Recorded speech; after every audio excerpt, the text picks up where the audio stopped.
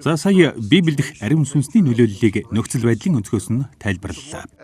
Одоо бүгдээрээ илчилтийн нөхцөл байдлын онцлогуудыг авч үзэхийн ач холбогдлыг баталсан Библийн жишээнүүдээс харах хэрэгтэй. Библийн ишил бүртэй холбоотой бүх баримт, зорилго болон арга замыг тодорхойлж, тэдгээр нь үндсэн утга санаатай нь хэрхэн холбогдож байгааг ойлгох нь боломжгүй зүйл гэдгийг хүлээн зөвшөөрөхөөс өөр аргагүй юм. Харин аз болоход Библиэд биднийг замчлах баримт жишээ дүүрэн байдаг. Библийг бичсэн хүмүүс болон Библиэд гарч байгаа хүмүүс ихэнхдээ тэднээс өмнөх Библийг бичсэн хүмүүсийн үгийг тайлбарласан байдаг. Тэдний жишээ бидэнд Библийн нөхцөл байдлын онцлогийн ач холбогдлыг харах боломжийг өгдөг юм. Нөхцөл байдлын өнцгөөс нь авч үзэх тухай үлгэрлэн харуулахын тулд 1-р Коринф 10-р бүлгийн 5-аас 11-р ишлэлийг харцгаая. Энд Паул хуучин гэрээнд Израильчууд цөлөөр тэнвчлэн явж байгаа үйл явдлыг нөхцөл байдлын өнцгөөс нь харж тайлбарласан байна. Тэр ийхүү бичжээ. Өвөг дээдсийн маань олонх нь ертөнцийн эзний таалалд нийцээгүй. Тиймээс тэднийг цөлд унгаасан юм. Энэ нь бидэнд зүрх сэтгэлээ бузар муугаас хол байлгах үлгэр жишээ болжээ. Тэдний зармын адил бурхан шүтээн бүү шүтгтэн. Тэдний тухай тэд идэж уухаар сууж шүтээнд баясахаар болсон юм гэж бичсэн байдаг. Бид тэдний зармын адил садар самууныг үйлдэж болохгүй. Үүнээс болж нэг өдрийн дотор тэдний 23,000 хүн үхсэн юм. Бид тэдний зармын адил их эзнийг сорж болохгүй. Тэд их эзнийг сорж могойнуудад хөнөөгдсөн юм. Мөн тэдний зармын адил бүү гомдол. Тэд тэгснээс болж устгагч Ербусын элчийн гарт амиа алдсан. Эдгээр зүйлсийг бидэнд анхааруулахын тулд бичжээ.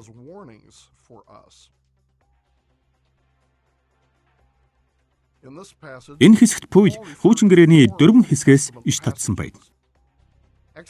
Чөлөөлөгдсөн номын 32 дугаар бүлэг Израильчууд бурхан шүтээн шүтснээс болж 3,000 хүн шийтгэлд нь үхсэн. Тооллого 25 дугаар бүлэг. Тэд садар самууныг үйлдэж завхаарснаас болж 23,000 хүн үхсэн. Тооллого 21 дугаар бүлэг ертөнцийн эзнийг сорьсноос болж маш олон хүн могойд хатгуулж үхсэн. Тооллого 16 дугаар бүлэг Мошехийн өдөөс гомдолсноос болж маш олон хүн устгагч Ербусын элчээр хөнөөгдсөн байна. Гэхдээ Паул энд зөвхөн түүхэн баримтуудыг дурдаад зогссонгүй. Харин Мошех эдгээр баримтыг ирээдүйн уншигчдад анхааруулга болгохын тулд бичсэн юм гэдгийг онцлон тайлбарсан байгааг анзаарахгүй өнгөрч болохгүй. Паул 1-р Коринф 10-р бүлгийн 11-р ишлэлд яг үүнийг онцолж хэлсэн байна. Эдгээр зүйлсийг бидэнд анхааруулахын тулд бичжээ. Паул хуучин гэрээний эхний 5 номыг Мошех ариун сүнсний нөлөөллөөр ирээдүйн хойч үеийнхэнд Израильчуудын гаргасан алдааг дахин бүү давтаасаа гэж анхааруулга болгохын тулд бичсэн гэж итгэж байсан. Паул Библийн энэ хэсгийн нөхцөл байдлын учир шалтгааныг ийхүү ойлгож байсан учраас эдгээр ишлэлүүдэд бичсэн баримтуудыг онцлон энд дурдсан байна. Паул юуны өмнө эртний Израильчуудын үйлдэлүүд ертөнцийн эзэнд таалагдаагүй гэдгийг хэлсэн. Паулийн иш татсан Библийн энэ хэсэгт Мошех энэ үйл явдлыг ил тодор бичсэн байдаг. 2 дугаарт Паул ертөнцийн эзэн тэдгээр гэмээс болж маш олон Израильчуудыг алсан баримтыг хойноос нь нэмснээрээ дээрх үйл явдлыг баттгаж өгсөн. Тэднийг цөлд унгасан юм гэж Паул бичсэн. Энэ нь ертөнцийн эзэн Израильчуудын үйлдлийг эрс жигшиж байсныг харуулснараа Паулийн хувьд тун онцгой байсан биз. 3 дугаарт Паул ертөнцийн эзэнд таалагддаггүй шүтээн шүтэх, садар самуун, ертөнцийн эзнийг сорих болон гомдлох гэх мэт үйлдэлүүдэд онцгойлон анхаарал хандуулсан байна. Паул онцгойлон дурдсан эдгээр баримтууд дээрээ нэмж Библи бол үнэн бөгөөд эрх мэдэлтэй. Христ итгэлт хүн хэрэгжүүлж болох үс гэх мэт олон өөр баримтуудыг гаргаж тавьсан байдаг. Эдгээр баримтуудыг Паул нэгтгэн Мошехийн зорилго бол ариун сүнсний нөлөөллөөр энэ бүх баримтуудыг бичиж үлдээг ирээдүйн хойч үеийнхэн Израильчуудын алдаанаас суралцахыг сануулan сэрэмжлүүлэх юм гэж дүгнсэн байна.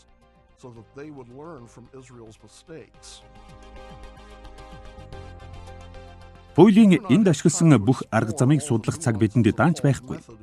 Гэсэн ч тэрээр энд хуучин гэрээний хэсгүүдийг тайлбарлахдаа гаргаж тавьсан дор хаяж 2 төрлийн нөхцөл байдлын учир шалтгааныг авч үзүүлжтэй. Эхнийх нь Библиэд бичсэн бүх үйл явдлууд. Паул хуучин гэрээг баримттай, баталгаатай гэж үзэж байсан бөгөөд Энд өгүүлэгдэж байгаа түүхүүдийн бүх нарийн үйл явдал утга учиртай гэж итгэж байсан. Хоёрдугаарт Библийн номыг бичсэн хүний зорилго. Эрт дээр үедээ юу болсон тухай хэлэх нь Мөшехийн цорын ганц зорилго байгаагүй гэдгийг Паул маш сайн ойлгож байлаа. Харин уншигчдад ямар нэгэн зүйл ойлгуулахын тулд бичсэнийг онцолсон юм.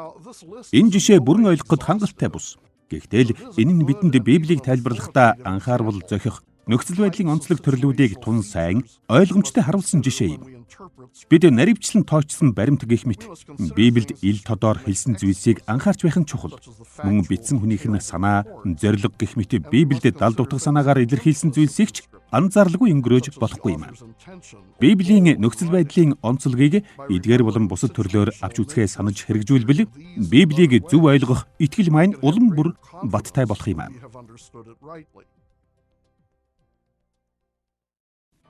За сая бид энэхүү илчилтийн агуулмж нь бидний нөхцөл байдлын баримт, зориг болон арга замуудыг хэрхэн тусгадгийг харлаа. Мөн илчилтийн түүхэн нөхцөл байдлыг авч үзэхдээ бид илчилтийн нөхцөл байдлын онцлогийг ойлгож харах зарим түгээмэл арга стратегиуд руу анхаарлаа хандуулах хэрэгтэй юм. Христ итгэлийн ёс зүйг нөхцөл байдлын өнцгөөс нь харж судлах үед Библийн нөхцөл байдал болон орчин цагийн нөхцөл байдал гэсэн хоёр нөхцөл байдалтай холбоотой баримтуудыг ойлгох шаардлага байнга гардаг. Энэ нь бид Библиэд гарч байгаа нөхцөл байдлыг одоо амьдарч байгаа орчин цагийн нөхцөл байдалтай холбох арга зам олох хэрэгтэй болдгоо гэсэн үг юм. Энэ нь тун ярвигтай үйл явц бөгөөд харамсалтай нь Христэд итгэгчид энэ асуудлыг хит хялбарчлах дөхөм арга замыг хайх хандлагатай байдаг.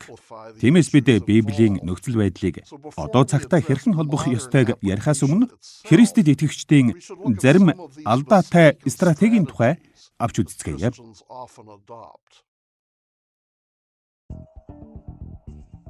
Энэ хичээлээр бид илчилтийн нөхцөл байдлын онцлогийг таньж ойлгоход нийтлэг хэрэгэлдэг боловч алдаатай 3 стратегийн тухай ярих болно. Эхлээд хойрог байдлын стратегийн тухай ярилцсан. Хоёрдугаарт бид хатуу стратегийн тухай ярина. Харин гуравдугаарт хүний эрх мэдлийг чухалчилдаг стратегийн тухай ярилцах болно. Цагаан хэмнэх үүднээс бид Библийн тухай л авч үзнэ. Гэхдээ эдгээр стратегиудыг өөр олон янзын илчилтүүдэд хэрэгэлдэг гэдгийг мэдэж байх нь зүйтэй биз. Библийг орчин үеийн амьдралтай холбоход үүсдэг саад бэрхшээлүүдийг нэгэн байшингаар үлгэрлэн тайлбарлая. Энэ байшин нь үүдэм талд ганцаараа байх бөгөөд цаашлах тусам эзгүй хээр цөл үргэлжлэнэ. Энэ байшингаар бид Библиэд зөвшөөрөгдсөн ба хийхийг тушаасан зүйлсийг төлөөлүүлнэ. Харин эзгүй хээр цөл нь Библиэд тодорхой хоригдсан зүйлсийг төлөөлж байгаа юм. Байшингийн эргэн тойрондох газар бол Библийг уншиж үзсэн ч ямар нэг талаараа ойлгомжгүй. Өөрөөр хэлбэл Библиэдх нөхцөл байдлыг орчин үеийн нөхцөл байдалтай хэрхэн холбох нь тодорхой бус асуудлуудыг илтгэж байгаа юм. Энэ ойлгомжгүй байдал ихэнхдээ Христэд итгэгчдийг итгэлийнхэн ёс зүйн хэм хэмжээг тодорхойлох стратегийг дагахад хүргэдэг. Тэдгээр стратегийг бид хойрог, хатуу, хүний эрх мэдлийг чухалчилсан гэж тодорхойлж болох юм. Ингээд бүгдээрээ хойрог стратегиэс эхлэн авч үзье. Энэ бол илчилтийн нөхцөл байдлын талыг орчин үетэй холбоход чиглэсэн тун нийтлэг боловч буруу стратеги юм. Хойрог стратегийн тухай яриагаан бид ерөнхийд нь 3 хэсэгт хуваана. Эхлээд бид энэ стратеги болон үүний учир шалтгааны тухай үндсэн тодорхойлолтыг үзнэ. Хоёрдугаарт хойрог стратегийн үр дагаврын тухай зарим жишээг авч үзнэ. Гуравдугаарт бид Библийг судлахдаа энэхүү хойрог стратегиас хэрхэн зайлсхийж болох зарим аргыг танилцуулна. За ингээд хойрог стратегийн үндсэн тодорхойлолтоос эхлэн үзцгээе. Энэхүү хойрог байдлын стратеги нь бүгдийг зөвшөөрөх хандлагатай байдаг бөгөөд энэ стратегийг дагаж байгаа хүмүүс орчин үеийн нийгэмдэх гмийг таньж эсэргүүцэхдээ тун удаан хойрог байдаг. Үүний улмаас тэд ихэнхдээ Библиэд хоригдсан зүйлсийг зөвшөөрөх эсвэл Библиэд тушаасан зүйлсийг хит туйшруулах үр дагаварт хүрдэг. Христэд итгэгчид Библийг уншихдаа хойрог хандах 2 гол шалтгаан байдаг. Заримдаа тэд Библиэдх нөхцөл байдал орчин үеийн нөхцөл байдлаас эрс ялгаатай учраас бидний амьдралд тохирохгүй гэж андуурдаг. Мөн зарим тохиолдолд Христэд итгэгчид Библиэд өгүүлж байгаа нөхцөл байдал ойлгомжгүй, бүрхэг учраас орчин үеийн амьдрал ашиглах боломжгүй гэж итгэснээс болж хойрог байдлын энэ стратегийг дагахад хүрдэг юм. Өөрөөр хэлэх юм бол тэд ихэнхдээ Библиэдх баримтууд, зорилгууд болон арга замууд бүрхэг ойлгомжгүй, эсвэл ойлгож мэдэх боломжгүй гэж бодсноос ийм байдалд ордог юм аа. Бидний түрүүний эзгүй цөлийн цаана Хизкийн газар орших ганц байшингийн жишээгээр үнийг бодож үзье. Энэ байшин Библиэд зөвшөөрөгдсөн зүйлсийг төлөөлж байгаа гэдгийг та бүхэн санаж байгаа биз ээ? Эзгүй хээр цөл нь Библиэд тодорхой хориглосон зүйлсийг төлөөлж байна. Харин байшингийн эргэн тойрондох газар нь бидэнд зарим талаараа тодорхой бус байдаг Библийн заавар тушаалуудыг төлөөлдөг. Библиэд зөвшөөрсөн зүйлсийг тойруулан хашаа барья гэж бодъё л доо. Тэгвэл Христ итгэлийн ёс суртахууны хэм хэмжээг тодорхойлж болно. Хойрог стратеги бол хашааг байшингаас аль болох зайтай буюу эзгүй цөл рүү аль болох ойрхон барьж, Библиэд байгаа тодорхой бус зүйлсийг зөвшөөрөхийг оролддог гэсэн үг юм. Гэвч энэ хойрог стратегт нэг асуудал байдаг. Библиэд тодорхой бус байгаа бүхэн зөвшөөрөгдсөн гэсэн үг биш. Тиймээс хэрв хашааг эзгүй цөл рүү ойрхон барих тусам бид Библиэд хориглосон зүйлсийг зөвшөөрөөд байна гэсэн үг. Библийн нөхцөл байдал биднийхээс эрс ялгаатай учраас амьдралдаа хэрэгжүүлэх боломжгүй. Эсвэл Библи хэтэрхий бүрхэг ойлгомжгүй учраас итгэлтэйгээр авч ашиглахад бэрхшээлтэй гээд аль нь ч бай, эцсийн эцэст энэ хориг ойлголт нь Христ итгэлийн зан чанарыг сулруулж, хориглох зүйлсийн хуурамгаар цөөрүүлдэг байна. Ийхүү хойрог стратегийг тодорхойлохын зэрэгцээ мөн бүгдээрээ илчилтэд хандах энэ хандлагаас үүсэн гардаг зарим үр дагаврын жишээг авч үзэх нь зүйтэй. Хойрог байдлаас үүсэх үр дагаврыг урьдчилан мэдхэд ядах юмгүй. Энэхүү хойрог стратеги нь Христэд итгэгчдэд олон гмийг саармагжуулах боломжийг өгдөг. Үүнтэй холбоотой асар олон жишээнээс ердөө дөрвийн энд дурдцгаая. Эхнийх нь энэ хойрог хандлага нь Христэд итгэгчдийг буруу гэж итгэдэг зүйлсийг цөөрүүлдэг. Ингэх нь буруу зүйлийг эсэргүүцэхээс илүү зөв юм шиг харагдаж байгаа дээр үндэслэн тухайн буруу үйлдэлээ зөвтгөж эхлэхэд хүргэдэг байна. Библийн үзэн яддаг болсон эхнэр нөхрийн тухай жишээг авч үзье л дээ. Библи салалтыг шууд хориглодог гэдгийг бид мэднэ. Харин ч эхнэр нөхөр хоёр Библийн хайрлахыг шаарддаг. Гэтэл яг энэ нөхцөл байдалд Христэд итгэгчид яах ёстой талаар Библиэд тодорхой заасан зүйл байхгүй гэж Библиэд хойрог байдлаар ханддаг Христэд итгэгчид маргадаг. Тиймээс тэд Библийн үзэн ядаж байснаас салстан дээр гэж зөвлөх талтай. Харин бид Библиэд заасан баримтууд, зорилгууд болон арга замуудыг хариуцлагатайгаар үнэлж дүгнэж үзэх юм бол орчин үеийн нөхцөл байдалд хүртэл яах ёстойг том тодорхой зааж өгсөн байгааг мэдэх боломжтой. Энэ асуудлыг шийдэх цорын ганц үнэн арга зам бол эхнэр нөхөр бүр гимээсээ гимшиг эргэж, гэрлэлтийн тангарагийнхаа дагуу бие биенээ хэрхэн хайрлахыг сурснаар Библийн ёс суртахууны зааврыг дуулууртай дагах явдал юм аа. Хоёрдугаарт энэхүү хойрог хандлага нь Библийн тушаалуудыг цалгардуулж, явцсан утга санаатай болгохыг зөвшөөрдөг. Энэ нь ихэнхдээ Библийн тушаалуудыг Библиэд дурдсанаас өөр нөхцөл байдалд хэрхэн хэрэгжүүлэхийг харж чадахгүйгээс болдог юм аа.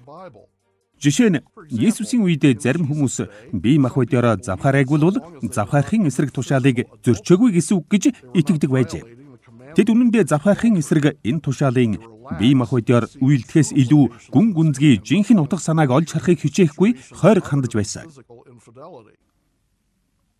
Харин Матай номын 5 дугаар бүлгийн 28 дугаар ишлэлд Есүс үүнийг залруулж ийхүү хэлсэн байна.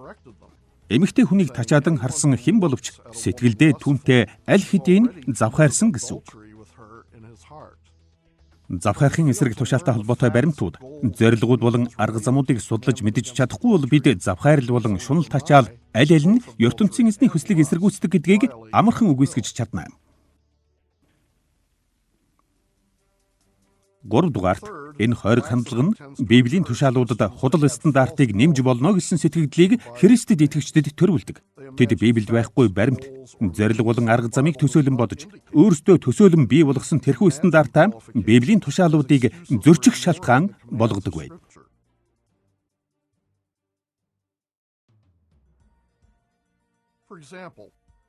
Жишээлбэл Дэд хууль номын 25 дугаар бүлгийн 4 дугаар ишлэлд тариа цайруулж байгаа үхрийн аманд хошуувч зүүхийг хуулиар хориглосон байна. Хойрог стандарт энэ ишлэлийг зөвхөн тариа цайруулахдаа үхэр ашигладаг хүмүүст л хамаатай гэсэн хуурамч төсөөллөөр тайлбарлаж магадгүй. Тэгээд бид надад өхөр байхгүй болохоор энэ ишлэл миний амьдралд хамаагүй юм байна гэж бодож болно шүү дээ. Харин 1-р Коринф 9-р бүлгийн 9-р ишлэл болон 1-р Тимот 5:18 дугаар ишлэлд Паул Христ итгэлийн үйлчлэл хичээл зүтгэлийнхээ дагуу үнэлэгдэх ёстой гэдгийг батлахад энэ ишлэлийг ашигласан байдаг. Гэтэл хойрог стратеги нь иймэрхүү тохиолдлуудад Библийн тушаалуудын зарчмыг Библиэд өгүүлж байгаа нөхцөл байдлаас өөр нөхцөл байдалд ашиглахыг дэмжидэггүй.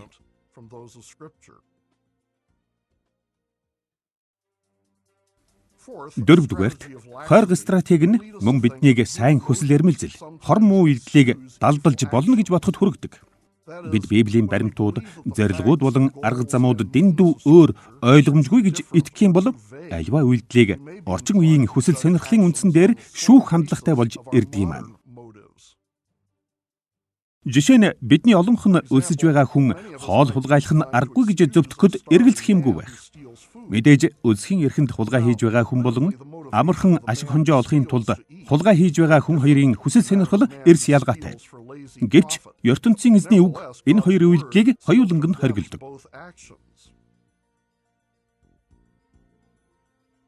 Сургаалт үгс номын 6-гийн 30-аас 31-р ишлэлийг уншиж үзвэл өлсгөлөнгөө дарахын тулд хулгай хийж байгаа хүнийг хараад хүмүүс жигшдэггүй. Гэсэн ч тэр хулгайч баригдах юм бол 7 дахин нугалж төлөхийн тулд гэрийнхээ бүх эд хогшлыг өгөх ёстой.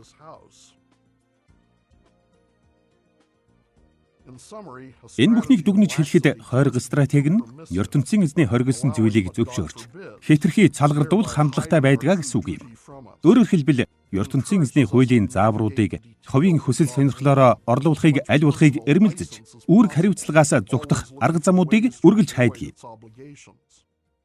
За ингээд хойрог стратегийн тухай ойлголт болон үүнээс гарч болох үр дагавруудыг мэдэж авсан болохоор бид илчилтийг таньж мэдэх алдаатай энэ стратегийг засах арга замуудыг одоо санал болгох болно. Хойрог хандлага нь хөвчлэн Библи бол бидний амьдралаас өөр учраас тохирохгүй. Эсвэл Библи бол ойлгомжгүй учраас хэрэгжүүлэх боломжгүй гэсэн хуурамч итгэлээс үүдэлтэй гэдгийг бид түрүүн ярьсан. Тиймээс энэ буруу хандлагыг засах нэг сайн арга бол Библи орчин үеийн амьдралтай адил төсөөтэй бөгөөд тов тодорхой ойлгомжтой юм а гэдгийг ойлгох явдал юм. Нэг талаасаа Библийн номууд өнөөгийн амьдралд маань хэрэглэгдэж болох үеч хангалттай адил төсөөтэйг Библи бидэнд өөрөө батлаж өгдөг. Нөгөө талаасаа Библийн ишлэл бүр өнөөгийн нийгэмдэх ёс зүйн талаар зааж сургадаг. 2-р Тимот 3-р бүлгийн 16-аас 17-р ишлэлд Паул ийхүү бичсэн байдаг. Бүх бичээс ертөнцийн эзний амьсгалснаар байгаа бөгөөд заахад, зэмлэхэд, залруулахад болон зөв зүйтэйгээр сургахад тустай. Тиймээс ертөнцийн эзний хүн өөрийгөө сайн үйлсээр бүрэн зэвсэглэж чадах юм.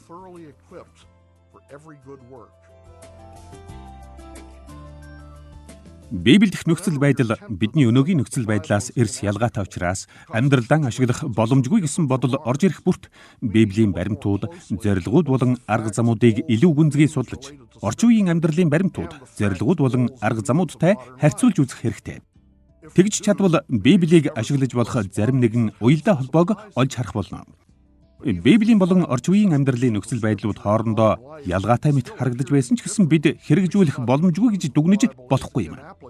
Харин бид хязгаарлагдмал байдлаа ухамсарлаж, асуудлаа улам гүнзгий судлахаа үл зогсоон, пастор болон багш нар гэх мэт бусад хүмүүсээс зөвлөгөө авах хэрэгтэй. Библийг бүрхэг ойлгомжгүй гэсэн эргэлзээтэй холбогдуулан хэлэхэд Библийн номууд хангалттай, тодорхой, ойлгомжтой гэж Библи өөрөө бидэнд заадаг юм. Хуулийн дэд номын 29-р бүлгийн 29-р ишлэлд Мошех ийхүү бичсэн байдаг. Нууц зүйлс нь бидний мөнхийн эзэнд хамаатай бөгөөд ээлжлэгдсэн зүйлс нь бидэнд болон үр хүүхдүүдэд маань үүрд хамаарна. Ингэснээр бид энэ хуулийн үг бүрийг дагаж чадах юм. ертөнцийн эзэн бидэнд үүрэг хариуцлага ойлгоход туслах Библийн ишлэлийг хүртэл өгсөн байна. Тэрээр үүнийг зөвхөн анхны уншигчдад нь зориулаагүй. Харин бид үеэс үед үр хүүхдүүддээ уншиж өгч байгаачлан ирээдүйн хойчид зориулсан юм. Мэдээж Библийн хэсэг бүр адилхан ойлгомжтой, тодорхой биш. Бас хүн бүр уншаад ойлгож чадахгүй.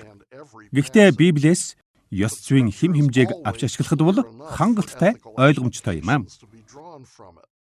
Тиймээс Библийг ойлгомжгүй гэж эргэлзэх бүртээ Библи биш. Харин бид андуурч байгаагаан санаж байх хэрэгтэй. Энэ алдаагаа засахын тулд бид Библийн баримтууд, зорилгууд болон арга замуудыг дахин судлаж, уг үндсэн утга санааг мэдэх хэрэгтэй. Ингэснээр Библийг орчин үеийн амьдралд ашиглахад хангалттайгаар ойлгоход заримдаа тустай байдаг. Гэхдээ заримдаа ингээд ч ойлгохгүй байвал бид хязгаарлагдмал байдлаа ухамсарлаж, асуудлыг улам гүнзгий судлахаа үл зогсоон өөрөөсөө илүү туршлагатай хүмүүсээс зөвлөгөө авах нь зүйтэй. Хориг хандлагыг стратеги болгон ашигласнаас болж алдаа зөрчил гарч байгааг бид харлаа. Одоо бүгдээрээ хатуу ширүүн хандлагыг стратеги болгосноос болж Библийг ойлгож ашиглахад үүсдэг алдаа зөрчлийг харцгаая. Хатуу стратегийн тухай яриагаа бид хориг стратегтэй адил дарааллаар авч үзнэ. Эхлээд бид энэ хатуу ширүүн хандлагын стратегийг ерөнхийдөө тодорхойлно. Хоёрдугаарт нь үүнээс болж гардаг үр дагавруудын жишээг үзнэ. Харин гуравдугаарт бид энэ буруу стратегийг дагахаас зайлсхийх зарим нэг арга замыг танилцуулна. За одоо хатуу стратегийг ерөнхийдөө дөрвөлн тайлбарлая.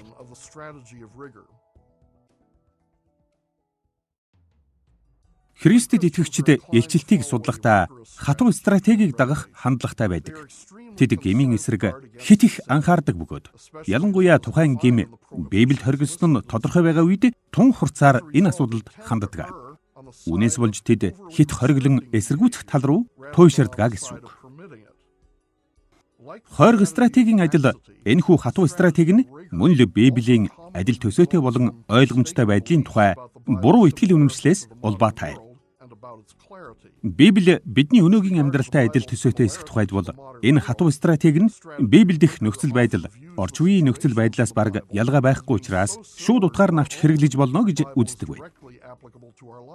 Библийн баримтууд, зорилгууд болон арга замууд орчин үеийн нийгмээс ялгаатай байж болно гэдгийг хатуу ширүүн стратеги өчүүхэн төдий ч хүлээн зөвшөөрдөг. Тиймээс энэ хандлагыг дагдаг Христэд итгэгчид Библийн цаг үед ямар байсан яг тийм зүйлийг бид хийх ёстой гэж маргадаг билээ.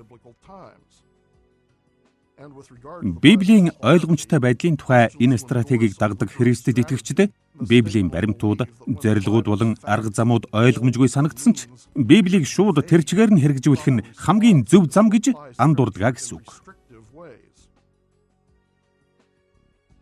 Байшин болон хашааны тухай жишээг дахин авч үзье л дээ. Эзгүй хээр талд байгаа байшин маань мөн л Библиэд тодорхой зөвшөөрөгдсөн зүйлсийг төлөөлнө. Эзгүй хээр цөл нь Библиэд тодорхой хоригдсон зүйлсийг илтгэнэ. Байшингийн ойролцоох газар нь Библи унших үед бидэнд гарч ирдэг ойлгомжгүй зүйлс буюу Библиэд их баримт, зорилго болон арга замыг өнөөгийн нийгмийн баримт, зорилго болон арга замтай хэрхэн холбох нь тодорхой бус асуудлуудыг төлөөлж байгаа юм. За одоо дахиад бүгдээрээ Библиэд зөвшөөрсөн зүйлсийн гадуур хашаа барья гэж бодъё л доо. Ингэснээр бид Христ итгэлийн ёс суртахууны хим хэмжээг тодорхойлж чадна. Хориг стратеги байшингаас дэндүү хол эзгүй цөл рүү ойрхон хашаагаан барьж Библиэд тодорхой хоригдсон зүйлсийг хүртэл зөвшөөрөх хандлагатай байдаг гэж бид үзсэн шүү дээ. Яг үүний эсрэг хатуу ширүүн стратеги нь хашаагаа байшинтай дэндүү ойрхон хатгаж тодорхой бус зүйлсийг хүртэл хориглож зүй бус гэмд унахаас сэрэмжилдэг байна. Гэвч хатуу ширүүн энэ стратеги нь нэг бэрхшээлийг үүсгэдэг. Хашааны гадаа хоцорсон олон зүйлсийг Библиэд зөвшөөрснөөр үл барам тушаасан байх нь бий. Библийн сургаалд хит туйширсан байдлаар ийхүү хандснаас болж бид ертөнцийн эзний зөвшөөрсөн болон үнэн дээр ертөнцийн эзний тушаасан зүйлсийг хориглоход хүрдэг бай. Тиймээс хатуу ширүүн энэ стратеги Библийн болон өнөөгийн нөхцөл байдал хоорондоо адилхан учраас шууд утгаар нь авч хэрэгжүүлж болно гэж итгэх. Эсвэл Библийн ойлгомжгүй зүйлсийг хүртэл шууд ашиглах хандлагатай байдаг тул Христэд итгэгчдийн зан чанарыг хэтэрхий хязгаарлагдмал болгодог юм. Хатуу стратегийн тухай бид ерөнхийдөө ийхүү ойлгоод үнээс болж үүсдэг үр дагавруудын тухай яриагаан үргэлжлүүлье. Энэ хатуу ширүүн хандлагаас болж олон үр дагавар бий болдгийг. Гэхдээ бидний цаг хязгаартай тул тэдгээрээс зөвхөн хоёрыг авч үзье. Эхнийх нь энэ стратеги зарим нөхцөлд буруу байж болох ч бусад нөхцөлд сайнд тооцогддог зан чанаруудыг хориглож Христэд итгэгчдийн эрх чөлөөг устгадаг.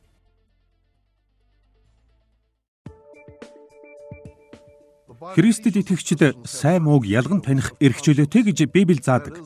Зарим үйлдэлүүд зарим хүмүүсийн хувьд сайн боловч бусад хүмүүсийн хувьд муу байж болно. Үүний сонгодог жишээ бол Бурхан шүтээнд өргөсөн зоогийн тухай Паулийн яриа юм. 1-р Коринф 8 болон 10-р бүлэг, Ром номын 14-р бүлэгт онцгой өдрүүдэд зориулан өргөсөн махны тухай төсөөтэй зүйлсийг өгүүлсэн байдаг. Эдгээр бүлгүүдэд Паул Бурхан шүтээнд өргөсөн зоогийг идэх нь итгэл ихтэй хүмүүсийн хувьд байж болох асуудал хэдий ч сул дорой итгэлтэй хүмүүсийн хувьд бол гим юмаа гэж хэлсэн байдаг. Мөн Паул хэн ямар хоол ундыг ямар нөхцөлд идэж болох хэм хэмжээг тодорхойлж өгсөн бөгөөд энэхүү тодорхойлолт нь хувь хүний сайн мууг танин ойлгох чадвараас хамаарсан байдаг. Гэвч аливаа асуудал ойлгомжгүй тодорхой бус байх нь их тул хатуу ширүүн стратеги нь шууд л хүн бүрийг энэ хоолыг идэхийг хориглож хүн бүр буруу гэж бодсон зүйлээ хийхээс сэргийлэхийг оролддог. Үүнээс болж ертөнцийн эзний ивэлээр сайн мууг ялгах чадвартай итгэл ихтэй хүмүүс хүртэл үүнд нь өртөдгөө гэсэн үг. Үнэн дээр Паул ийм сохор харанхуй хориглолт нь буруу гэдгийг хэлсэн шүү дээ. Тэрээр 1-р Тимот номын 4-р бүлгийн 4-өөс 5-р ишлэлдэр ийхүү бичсэн байна. ертөнцийн эзний бүтээсэн бүхэн сайн бөгөөд талархах сэтгэлээр хүртвэл юу ч бузар муу биш юм. Учир нь энэ нь ертөнцийн эзний үг болон гуйлтаар ариусдаг юм. 2-дугаарт хатуу ширүүн стратегиэс болж ертөнцийн эзний үг Христэд итгэгчдийн хувьд хүнд дарамт болж ямар ч найдваргүй болгодог. ертөнцийн эзэн өөрийн хүмүүсээ дарангуйлахын тулд биш, харин ивэхийн тулд үгэн өгсөн юм. Библиэд энэ санааг олон удаа дурдсан байдаг. Жишээ нь Марк номын 2-р бүлгийн 27-р ишлэлд хүнийг амралтын өдрийн төлөө бүтээгээгүй. Амралтын өдрийг хүний төлөө тогтоож өгсөн юм. Өөрөөр хэлбэл ертөнцийн эзэн өөрийн хүмүүсээ ивэхийн тулд амралтын өдрийг ариунаар сахих гэдэг тушаалыг өгсөн юм. Ром номын 9-р бүлгийн 4-өөс 5-р ишлэлд Паул хууль тушаалыг ертөнцийн эзний Израильчуудад өгсөн агуу их ивэлүүдэд багтаасан юм. Тэрээр яг юу гэж бичсэнийг сонсцгоё. Өөрийн хөвгүүд болгосон үрчлэл, тэнгэрлэг алдар, гэрээ, хуулийн гардуулалт, сүмийн үйлчил ба амлалтууд нь тэднийх юм. Өвөг дээдэс маань тэднийх бөгөөд Христийн махан биеийн өвөг дээдэс тэднээс гаралтай. Тэр бол бүхнээс дээр оршигч, үрд магтагдах мөнхийн эзэн билээ. Амен. Энэ жагсаалтад байгаа зүйл нэг бүр агуу ивэл гэдэгтээ маргах хүн нэгийнхэн ч үгүй биз. Тэгвэл Паул энд яагаад хуулийг багтаасан байгаа юм болов? Үүний хариулт тун энгийн. Учир нь хууль бол ертөнцийн эзэн өөрийн хүмүүстэй өгсөн ивэлүүдийн нэг юм. Харамсалтай нь ил тод бусаар зөвшөөрсөн бүхнийг хориглох энэ хандлага нь ертөнцийн эзний үгийг хориг заалтын урт жагсаалт болгож хувиргадаг. Үүнээс болоод Христэд итгэгчид хуулийг мөрдөхийн тулд хам хүчээ зарцуулж ертөнцийн эзнийг хайртай аав гэхээсээ илүү харгас хатуу дарангуйлагч мэтээр бодож эхэлдэг байна. Тэдний олонх нь өөрсдийн бий болгосон хатуу стандартаараа амьдарч чадаагүй үедээ ертөнцийн эзэнд таалагдахгүй байна гэж мэдэрдэг юм.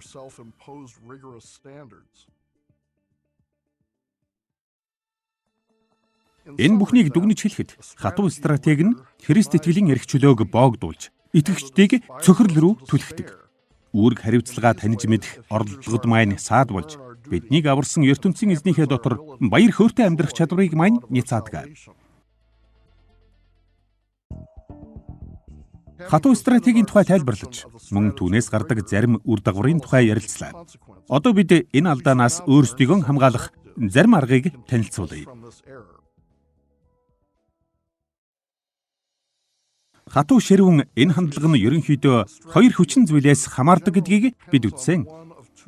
Нэг талаас Библийн нөхцөл байдлын онцлог.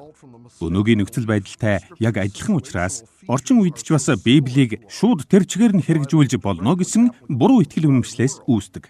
Нөгөө талаас Библийн баримтууд, зорилгууд болон арга замууд бүрхэг, ойлгомжгүй, эсвэл ойлгох боломжгүй гэсэн үзлээс үүдэлтэй. Тиймээс энэ хатуу стратегийг засах сайн арга бол орчин үеийн нөхцөл байдал Библийн нөхцөл байдлаас ялгаатай гэдгийг ойлгох явдал юм. Тэгвэл бид Библиэд байгаа арга замыг сохроор дуурайхгүй байж чадна. Бид үнэхээр бидний одоогийн болон Библийн нөхцөл байдлын хоорондын ялгаатай талуудыг үнэлж дүгнэж чаддаг байх ёстой.